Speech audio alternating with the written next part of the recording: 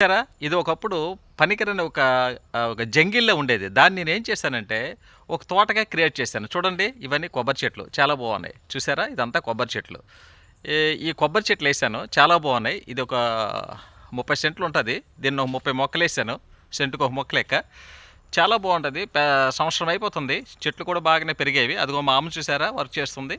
అలా మా అమ్మ చాలా కష్టపడుతుందండి. దగ్గర 65 ఇలా ఉంటది ఏజ్. అయినప్పుడు కూడా ప్రతిరోజు వచ్చి ఈ తోటని డెవలప్ చేయడము, మొక్కలు పెంచడము ఇవన్నీ. అంటే నేను చెప్పడం వరకే, కానీ చేయడం మాత్రం మా మదరేని చాలా బాగా చేస్తారు.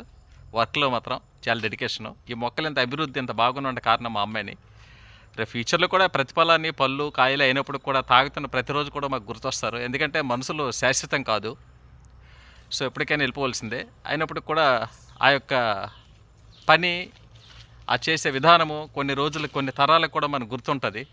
దేనివల్ల అంటే ఇలాంటి మొక్కల వల్ల.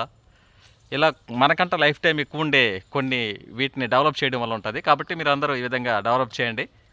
చూడండి చాలా బాగుంది. నాకైతే నచ్చింది.